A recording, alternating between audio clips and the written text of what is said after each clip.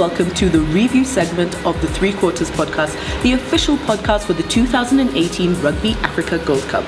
Also, we'd like to remind you to jump onto the hashtag Road to Japan to support your team as they look to qualify for the Rugby World Cup in 2019 in Japan. I'm Tanima Duffield. And I'm Ngaro Kamuya. So we had 2 games this past weekend. Yeah. And we start off with Zimbabwe versus Morocco. So Zim hosted Morocco. Yeah. And as rare as a draw is in rugby, especially in 15s, they drew 23-23. Yeah. Now, I'm pretty sure Zim were disappointed, with that result in the sense that, Morocco have just been promoted. Mm-hmm. They came guns blazing. I mean, even I was shocked. Yeah. They played pretty well. At some point, I remember that Morocco had 13 unanswered points. Mm-hmm. And I was just like, okay, so these guys, they mean business. Yeah. Zimbabwe, they did play well. Yeah. At some point, I felt like even when they were caught on the back foot in defense, they still recovered well. Mm-hmm. Apart from towards the end, obviously. Yeah. How was that game for you?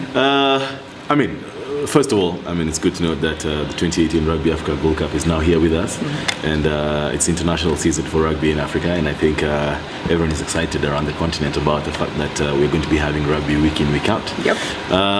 Zim versus Morocco, 23-23. It was a shocker, as you said. No one expected that was going to happen.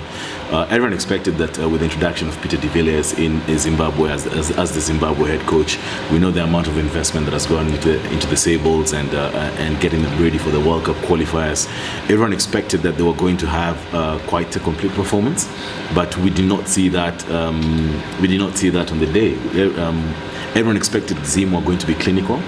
And as a result, we were going to sweep Morocco. I think even in our previous show last week, we actually did think that Zim was going to sweep Morocco. But Morocco came all guns blazing, as you said. Whilst Zim were the fitter outfit, you could see Morocco was struggling in the beginning. You could see Zim's conditioning was, better than what Morocco were facing. Morocco had sheer grit and determination. And on the day, we saw exactly what just being determined and just wanting it more than the other person does for you. So, as you say, like on defense, I think Zim dominated the breakdown. Mm-hmm. Connor Pritchard, he's a monster at the breakdown, and then the couple of turnovers he had on the day. And even had the commentator saying during the game, you'd expect that if they did that, then that would convert to points on the board. Yeah. Zim did. Morocco did concede a couple of penalties that unfortunately Zim didn't capitalize on. Yep. And that goes to show their mental state, because you're playing at home. If you had been gifted such chances, and you clearly have the guys who have the length in terms of kicking range, why are you unable to convert some of these chances? So. Zim are going to rue the missed chances. That I can guarantee. But on the other hand, let's not make it look like Zim are the ones or Zimbabwe are the ones who played badly. I think Morocco on the day played very well. Everyone expected that because of traditionally how the Northern African teams play in terms of their forwards, the forward backs being heavy and them trying to dominate through their forwards. Morocco didn't do that. No, they didn't actually. They played a very expansive game, and it was shocking, and I think that shocked Zim. Yeah. Because I think on the continent, second to Kenya, I think Zimbabwe are the next guys who play a very expansive brand of rugby. Yeah. Yeah. Just remembering some things I saw in the game. Now you've just said that, and you've reminded me when you talked about them being Morocco playing an expansive game. I remember most of their tries were actually scored because of open play out on the wing. Yes. Creating the overlap and making use of that. Yeah. And when you talk about penalties and conversion rate, I think if it wasn't for the Morocco kicker, yes, they wouldn't. He got them back in the game, to be honest. Oh yeah. So that is something that a lot of countries struggle with, and especially African countries. Yeah. Kicking has always sort of been a problem. Yeah. That's something that I think we need to focus on a little more. That's true. The guys need guys, because look, as you've said, it's the kicks that got Morocco or kept Morocco in the game. Yeah. And they converted their chances. I must say, they just converted their chances. And did they deserve the result? They did deserve the result. On the day, I think they played a very good game. I think they were very expansive. I think they shocked Zimbabwe in where Zimbabwe thought they were going to, hold their fort. And now they got an away point. Yep. So congratulations to Morocco on the day. I think even looking at their reactions after the game, it does feel like a victory for Morocco. Yeah, it actually really does. Yeah. Although best of luck to both teams going forward. Yes. I know Zim are going to look at, just refining a little bit, touching here and there on a few of the things that didn't go right, missed passes, things like that. Yeah. But yeah, best of luck to both teams going forward. I mean, Morocco was only together for like a week, properly training. Yes. So that was a good performance. It was a good performance. Yep. Yeah. So we're going to come up with a bad man of the game, yes, basically. So for this game, people who stood out for me, the Mudariki brothers, Fortunate Chipendu, and Shinji Katsuberi. Oh my word, these names are a mouthful. But my bad man on the day was Himdosh Shakir, the number 10 from Morocco. He kept their team basically in the game. Yes. So my bad man, that's my bad man. It's funny. I mean, same guys. I think Hilton's Mudariki. He always has a good. I think off the base of the rack, off the scrum, because he's very small and he's very quick. I think his distribution was good yesterday. Shinji Katsuberi, 2 tries and explosive pace.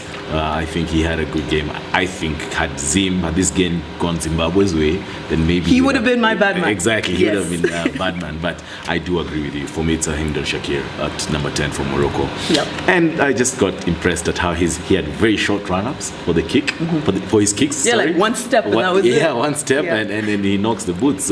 But also he got his backline moving. Yes. So yeah, I do agree with you. Himdosh Shakir is my bad man of the game. Yep. Yeah. So we move on to the second game. That was Namibia hosting Uganda. Yeah. And that was 55-6 in favor of Namibia. Yeah. Very good performance, obviously, from Namibia, which I think most people expected, including us. Yes. I maybe expected Uganda to get a few more points on the board, but that wasn't the case on the day.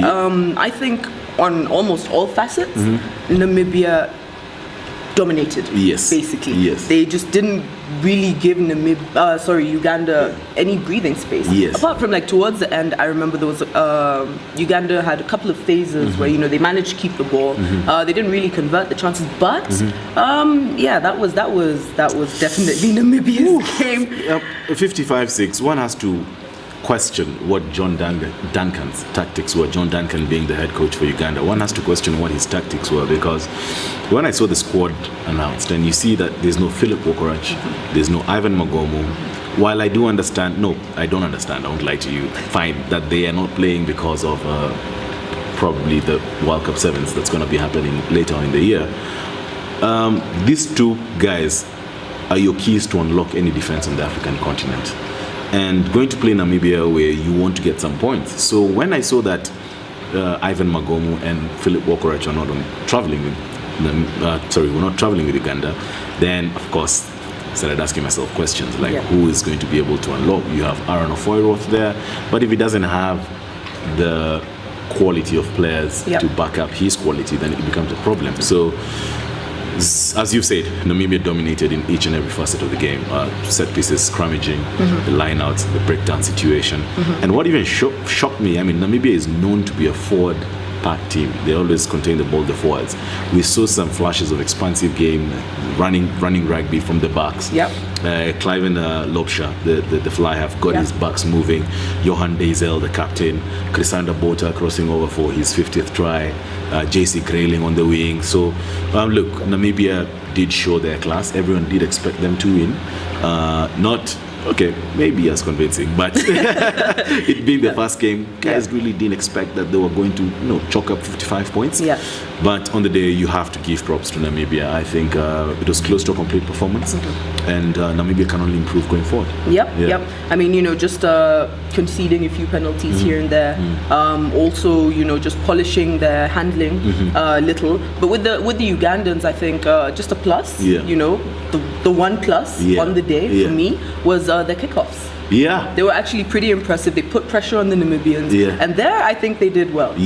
Everything else they need to go back and maybe work on. But you see, you very rarely will have an opponent like Namibia in the Rugby Africa Gold Cup. So this is, let's say, more or less their hardest game done.